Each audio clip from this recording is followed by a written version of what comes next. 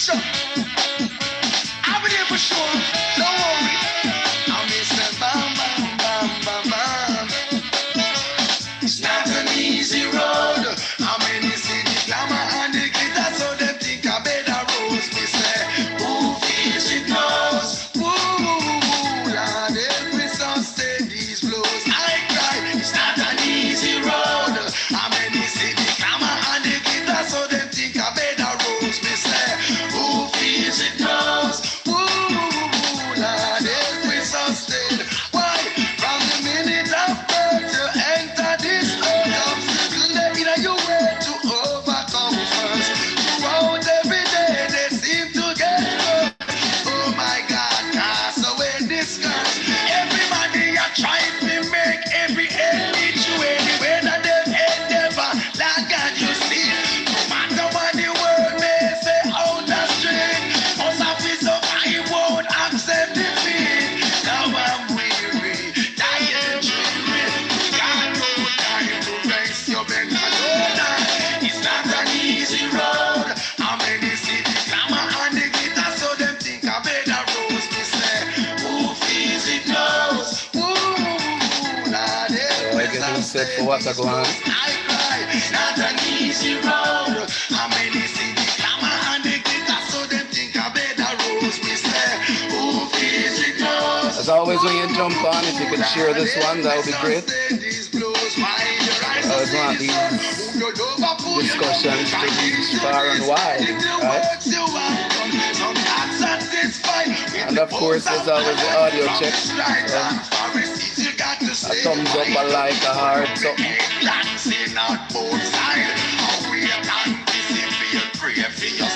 Righteousness prevail. It's down by my side. Leave my shoulder from the way. Don't leave him to die. Help us all. Papa Janai. Hold up my head and cry. I tell you now, it's not an easy road. Oh no, it's not an easy road. I did tell you, it's not an easy road. Oh no, it's not an easy Some road. people jumping on. I've been traveling morning Well, like I with said, such an audio check. no, it's noon and night. Some indication of life. Put down my bird alongside the road. Oh, I've got to hold it. Yeah, I've got to humble myself like a child. Up on my face, I've got to put up a smile. I'll make up my mind just to have more mile. Oh, God, I've got to. All right, yes, it's Agua. It's not an easy road.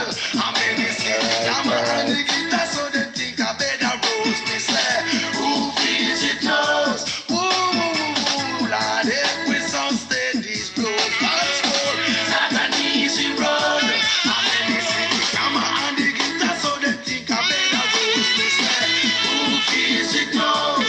Ooh, Lord, help me sustain. Why from the minute of birth to enter this world, obstacle in your way to overcome first. Throughout every day, they seem to get worse. Oh my God, cast away this curse. All right. I'm going to pause this, Bujo. Greetings. Welcome to Wataguan. My name is Donovan Simon. I'm the president for the Jamaican Canadian Association, Alberta, based in Calgary. And Wataguan is our way of connecting to the community, talking about things that affect our association, things that affect our city, things that affect our country, Jamaica, the world. And the topic we're going to take on today as we continue to look at social issues is homelessness. Believe it or not, in one of the cities that's rated the top 5 best places to live in the world, there is the issue of homelessness. And we've got a great guest in the wings that's going to come on and talk to us about some of the things around the topic and some initiatives that are happening. But of course, before we dive into that, we have to do the staples of Wataguan, one of which is the Patois word of the day. Patois is the Jamaican language that all Jamaicans, at least most of us, really love. Its creativity, its color, it's just a dynamic language. Patois word of the day is catch. Catch. And if you were to use it in a sentence, if you were in Jamaica or if you're talking with Jamaicans, you say, boy, Him always a catch up over this. Or him just there for a little bit, him just a catch. Right? It's actually very relevant to what we're going to be discussing today. So, part of word of the day is catch, right? And for those who know what it means, add it in the comment section so those who don't know can benefit from this fantastic language of ours. As it relates to what's happening, I see Glenn jump on. Greetings, brother. Uh, Things that are happening. Tomorrow, the 22nd, we're going to have another virtual games night. This COVID thing is still around, so it's restricting us getting together and do some of the things that we typically would do. Get together and play some dominoes and some Ludi and snake and ladder and real Jamaican things. But we're going to do it virtually.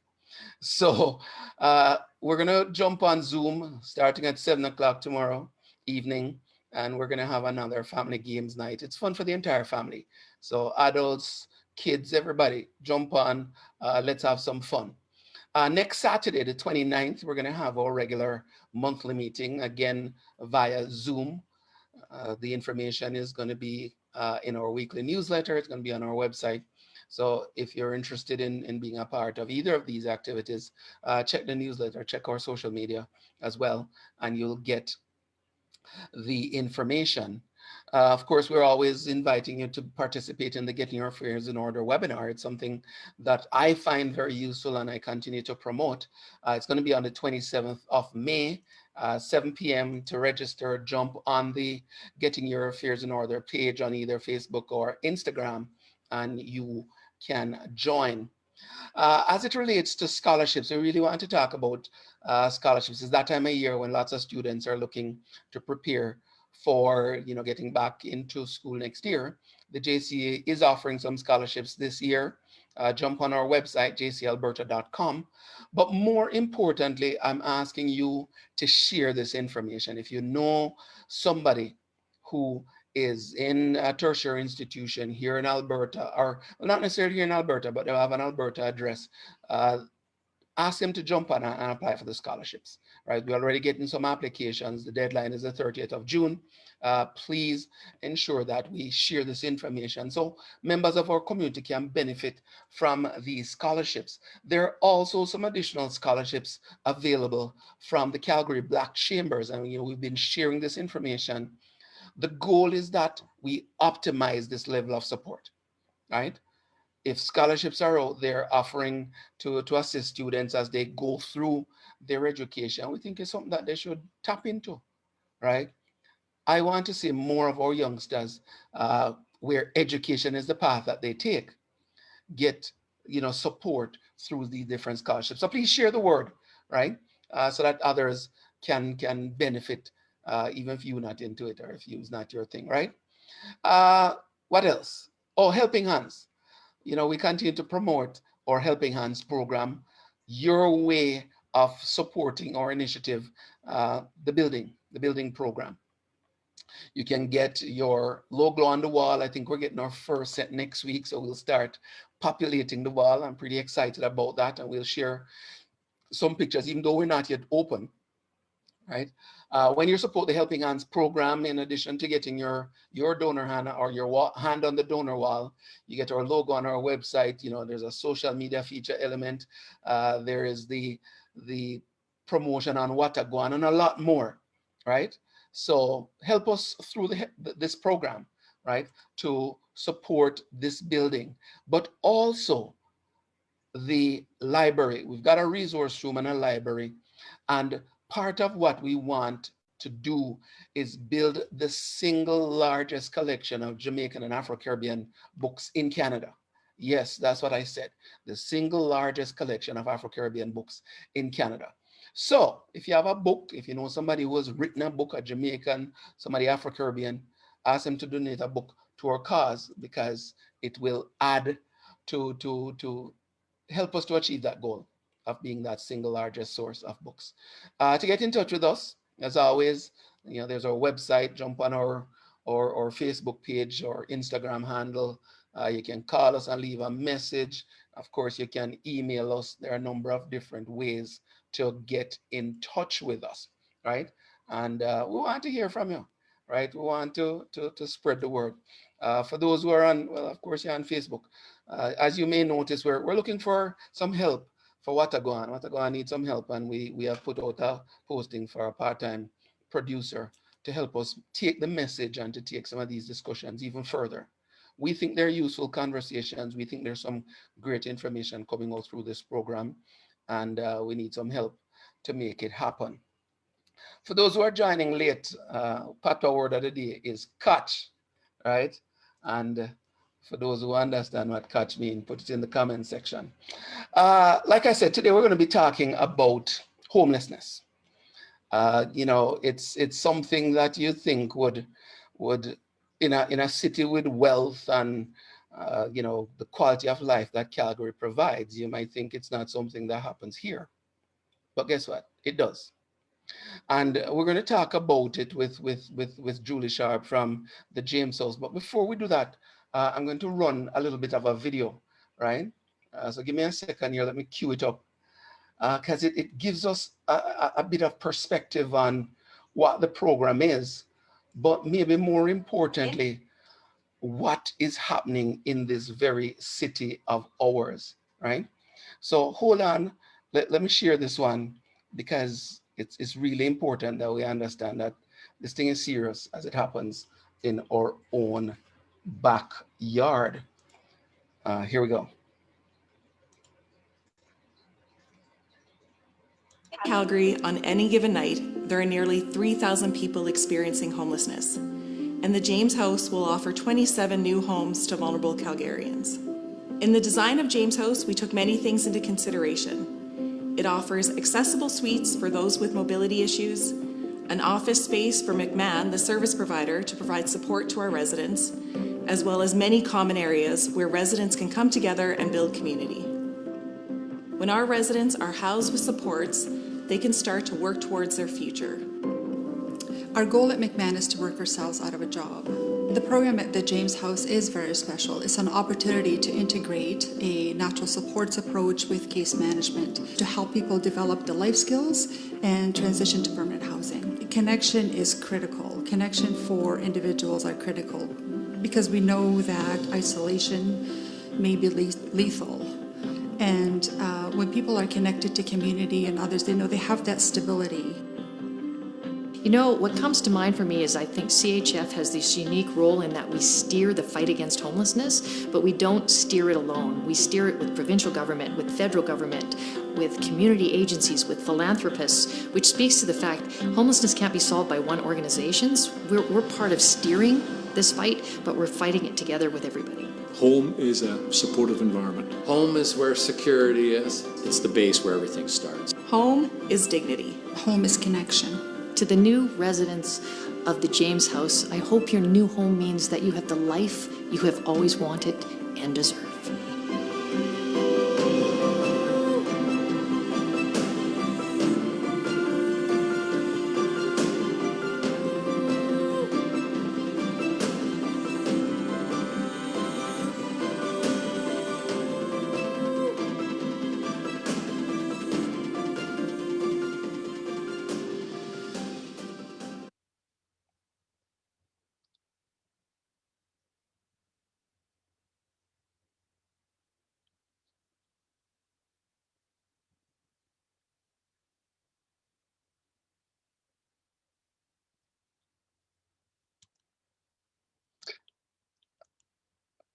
And with that, I'd like to welcome to Watagoan, Julie Sharp. Julie is with the James House, which is provided by McMahon Calgary. Julie, welcome to Watagoan. Thank you so much for inviting me. All right. Did you understand the patois word of the day? Sorry? Did you understand the patois word of the day? Katja. Kutch. Kutch. You know what's funny is my experience with patois is watching Koshko TV. So that's about my whole experience. You have to tell me what Kutch means. All right. No, you're gonna have to check the comment section. I've seen a couple of people put meaning, to what the word is. So check the comment section afterwards and increase your patois vocabulary. But welcome to the program. Maybe let's start off, Julie, by just giving a picture of this whole concept of homelessness, especially in Calgary, because people may not have a sense of what's happening out there. Homeless is it's a huge social issue in almost any society, right? And it's interesting how we perceive people who don't have a home, right? There's lots of ways to think about that. You know, are we thinking about people who are making their home sleeping outside? Are we thinking about people who are trying to make a home in a shelter space, or maybe couch surfing with a relative, or maybe they bounce around with friends, or you know, maybe they travel and go to a work camp and then come back and stay in hotels or motels. Like, the idea of homelessness isn't as black and white as do you own a home or not, right? There's just all these different ways that people experience a place to belong, a place to feel safe, a place with a roof over their head, a mailing address they can depend on. Homelessness is complicated, and it really is, like, in essence, a person without a home. Yeah. And I don't think, you know, sometimes there is this definition that it's only the people who, you know, line up to go to the drop-in center or the mustard seed or the Salvation Army. What I'm hearing from you is it's a little wider, right? And has maybe different roots. So maybe let's talk a little bit about some of the factors that might be contributing, like, to homelessness. Let's dig into that a little bit. Yeah, well, and there's a ton of demographics within that umbrella of homelessness, right? So in Calgary, we tend to think of them in a few different categories. We think of youth homelessness, we think of adult homelessness, and we think of family homelessness. They're sort of categorized in these three ways. And then services are divvied and triaged and based upon those three kind of demographics. The James House works within the context of adult homelessness. And it's interesting because what we would have thought about a homeless population in Calgary 5 years ago, 2 years ago, year and a half ago, is maybe even different than it is today. Now, with the context of COVID, we have an ever evolving demographic of people where it changes.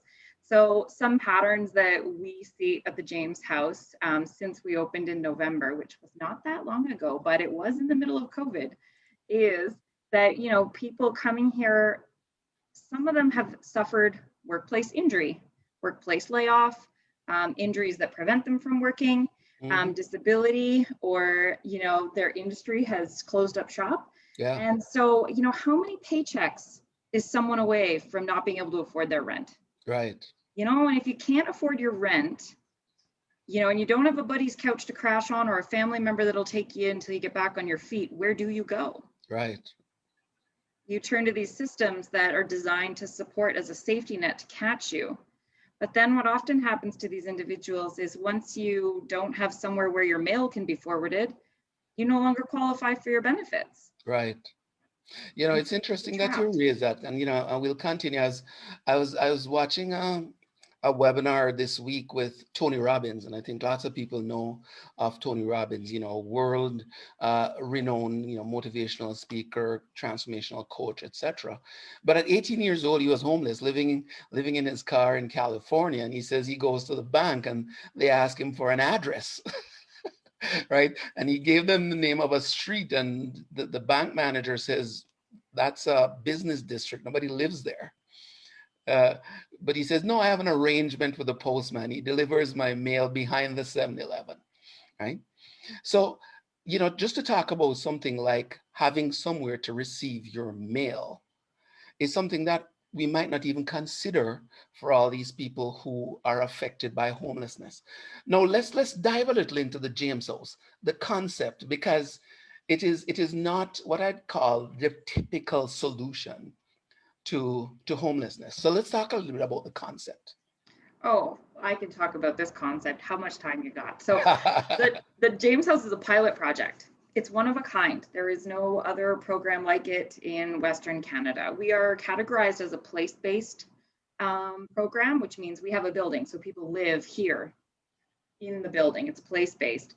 But it's also transitional bridged housing, which means it's designed for people to exit the system, right? So there's a lot of ways for people to come into homeless serving sector. You can attend the drop-in or come into the source or come into like food security programs, right? Like you can come into systems, but how do people actually exit systems, right? And so the design here is all around system exit, having individuals who, for lack of any other reason, don't really need to be involved in homeless serving systems. They could, should, would be employed, have a landlord, and go about their lives as the members of the community they're meant to be and want to be. So it's a system exit. But more unique than that, we have a traditional case management model where there's a staff that's assigned to each person to help them with their goals and their planning and accessing resources and completing whatever applications or needs they have going on. But they also get assigned a facilitator. So that's another person who helps them coordinate their natural and professional support system. So we don't just work with people one-to-one, we work as a community, right? So we'll say to people like, who are your people? Who are the people that you trust? Who are the people that you want in your corner, who've got your back? Whether that is like your doctor or an old teacher, or it's a neighbor or brother, sister, like cousin, like who are your people? Because those are the people who you really want to be involved with. And we bring all those people into the space, into planning, into like the service planning. And we try really hard to give people and their community all the power and self-efficacy and self-determination that they can do. Because really a lot of people, they don't need another social worker, they don't need another professional. What they really need is their village to rally around them, and then they can express themselves. And those people are amazingly brilliant and creative at solving problems and addressing issues. So they just need their people a lot of the time. Well, that's a brilliant concept. Now, when you and I were chatting about it this week, I'm like, how often do we miss the role of the community in the solution to addressing homelessness, and also to have a strategy that speaks to exit? So before we get to the exit though, there's also I'm going to call it the categorization, because sometimes people think everybody who's homeless is at the same level. Is that the case? No, you're onto it. That's right. So there is like a categorizing system, right? There is an assessment sort of triage scoring process that individuals go through when they become homeless and they enter into a system. It's almost like, has this happened to you? Yes. Are you engaged in this? Yes or no? And then there's these scores that get assigned to people. And so the James House is really designed to support individuals who are what they call low acuity or low scoring or low complexity. It just means they do not have pervasive, like lifelong complex issues going on, whether that's mental health, substance use, addictions, justice involvement. So a lot of times homelessness, people equate it with crime and drug use and poverty, and they're not the same. Homelessness in itself is an experience a person is having, and the person is as diverse as everyone and anyone in the city. So the James House is designed for individuals who don't have more than two really complex things going on in their life.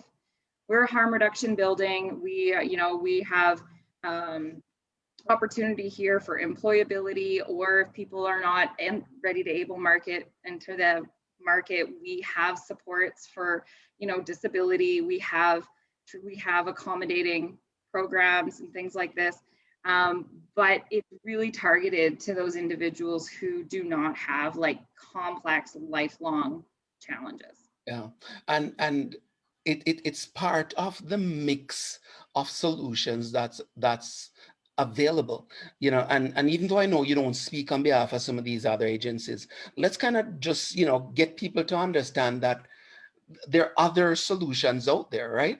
Mm-hmm. There's so many, it's so diverse. And what has generally happened is the more complex an individual's needs are, the more services and funding and money gets passed in that direction. So this particular program is actually one of a kind, because you used to have to be entrenched for 10 years and have all these addiction factors and have all these mental health factors and be really struggling and really suffering before you qualified to get housed. And that's just not the case anymore, right? We really want to help people no matter where they're at on their journey to stay housed. Yeah. And one of the things that we mentioned as we prepped was, here's Calgary, one of the top 5 best places to live in the world, right? And repeatedly we hear it. Why can't we kick homelessness? Well, it's interesting because some arguments would say that we're on the path to kicking homelessness. Some arguments would say, we had that 10-year plan to end homelessness, and that 10 years came and went, but my gosh, what a dent was put in it, right? With the thousands of people housed, the youth homeless sector is doing like amazing. I think they have like under 100 identified young people right now in the homeless realm, which is insane because the adult sector, we have over 400 individuals identified at that triage table. So long way to go. Families, I think it's also quite low. A lot of programming and support came in to support families from finding themselves in a homeless situation. So the initiatives work, but I think what's happening, Donovan, like Julie Judgment Hour here, I think what actually might be happening is that we get a grasp on what's happening in homeless community, and we we respond and we get creative. And then the demographic changes, the situation changes, the world changes, the climate changes, people come, people go. And it's like, oh, okay, that might have been old news. Here's a new idea. And we kind of have to shift. And I don't know that it will ever be ended or over, but I think like a vigilant approach that's responsive and dynamic and can change and ebb and flow with what the community and the population is asking for, not to get stuck in one way of ending homelessness, I think is the key. Because my thinking is, especially in the last, I'm going to say 12 to 18 months, I've seen more people with signs at, the traffic light saying, I'm homeless, can you help, than in previous years, which either suggests that there's a migration happening, and also that maybe the national dynamic is impacting the flow of people who are looking for opportunities and are homeless in that process, ending up in Calgary, right? Is that a possibility? Plus COVID. Maybe. It's interesting because can we concretely say that people standing at the corner holding signs equals homelessness? I don't know. You tell me. Well, it's interesting because that's what's on the sign, though. That might be what's on the sign. It's possible. It's true. And I will tell you though, there is a conversation happening in the community around going to shelter. So one of the pieces that we've really felt at the James House is our triage criteria. So people who make a referral and want to come into some kind of system level housing support, we try to prioritize the individuals who are really COVID vulnerable, right? If they have underlying health conditions, they're entering their seniorhood, or, they've proven that they have some kind of vulnerability to COVID above and beyond others, we're trying to prioritize those people first so that we can, save lives and reduce the spread of infection. And so people entering the James House, for example, are really, really conscious that when they're sleeping on mats in shelter, the 2-meter distancing means head to foot. And when they come here and they have their own private apartment and their own private personal space that they know is clean and is theirs and no one else is touching it, there's this sense of absolute relief. So I think some people who are really vulnerable right now are choosing not to stay in shelter or choosing not to stay in congregate living because they're scared for their health and their safety. And so they should, right? But when there is very few other options or awareness of other options, then that's the tendency. I volunteered at the Mustard Seed. I've been down to the Salvation Army, and when you're there between 6 and 8 o'clock or whatever time in the evening, and you see the process, it's something that really pulls at your heartstring. But those have been the core solutions that we are familiar with for years, or the drop-in center, right? Yes, and I would never put those systems down. They are serving a purpose. They are doing kindness and gracious work for society. There's a place for every level of system involvement. There really is. But I think as a society, we are getting more dialed into how can we do preventative or diversion services. So people don't have to find themselves in that situation because that's traumatic. We notice for every single person who comes out of shelter, they're coming out of an experience of trauma. I mean, just the sheer state of emergency of not knowing, you have to get in line for your food, or is someone going to steal my personal belongings, or, you know, am I safe, or do I have to stay awake to protect my belongings, right? That state of emergency. You can't focus on other things in your life when you're, you know, perpetually living in that state. And we see when the people come here, it takes them a couple weeks to shed that state of emergency, that state of like vigilance and hyper awareness, take a breath and go, oh, okay, now I have to deal with that. Yeah, because I mean, previously, especially for those who have been in it for years, and one of the things maybe I want to touch on as we kind of go down the road of the role of community is many of the people who are homeless actually work. Yes. They Yes. get I would right. say the majority of homeless people work. They work in ways that we maybe don't recognize them as, hey, you're getting a paycheck deposited to your bank account, right? They may work under the table. They may work by bottle collecting. They may work by busking on street corners. They may work by trade. They may work by trading their labor for goods. They have a wide variety in ways that, you know, there's this underground market of human activity that exists in the city. Absolutely. Yeah, because I think as we dive into it, there has to be that sense that it's not because they're lazy or they're bums or they're always drunk or high why people end up, you know, joining the line at 6 o'clock in the evening and becoming regulars in certain spaces, right? It's true. I mean, we have residents here who are students. They were students who became homeless. And when they came here, they were like, oh, thank gosh, I could just continue my studies. Can I please just be a student? Can I please just have somewhere to live and finish my courses? Yes, yes, you can do that. We can help you do that. Yeah. No problem. We have individuals who, you know, were maybe sponsored by their families abroad to come to Canada in hopes that, you know, they would help support their family back home. And maybe for some time they were able to, but then through consequence of maybe it was a challenge to get ID to work legitimately, or they were having, you know, immigration barriers and they fell through the cracks, or they ran into some of those policies that don't work for people in the same time frame they need them to. They found themselves in system.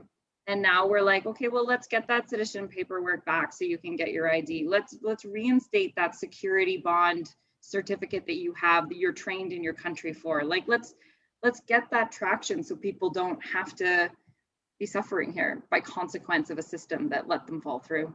Yeah, and it's important as we talk about this that we're shedding this light, because again, it's back to the profile or the persona that we apply to this concept of homelessness, right? That, you know, it's one of the people who you know, are at the bottom of the barrel, end up in these spaces, right? When it's not necessarily the case.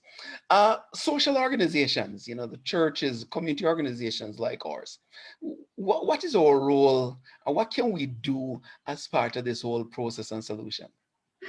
Oh, we love, because we have our wraparound approach, and we want community to be as involved with individuals and individuals with their community as possible. We adore being able to invite associations, churches, spiritual groups in to meet with people and the service delivery and help just to like creatively brainstorm, like, well, you know, one person and me sitting together might come up with a list of 10 ideas to address an issue, but like Donovan, you, me, that person, and 3 other people, if we all sat together, well, we could come up with 40, 50 ideas and pick the best of the best. And then we got this team force of energy that can go after this plan and support people in finding success. And you know what, if you don't find success in that plan, that's okay. You got your team to pat you on the back and say, we'll do better. You didn't fail. That must have been the plan. Let's do it again. Let's try again. And it takes a group energy to do that. You know, if one person's constantly feeling like, tried and it didn't work, tried and it didn't work, you get beat down. But when you have your people with you rallying and working alongside you, it's okay to make mistakes. It's okay to not make it all the way to success in your goal. You just try again.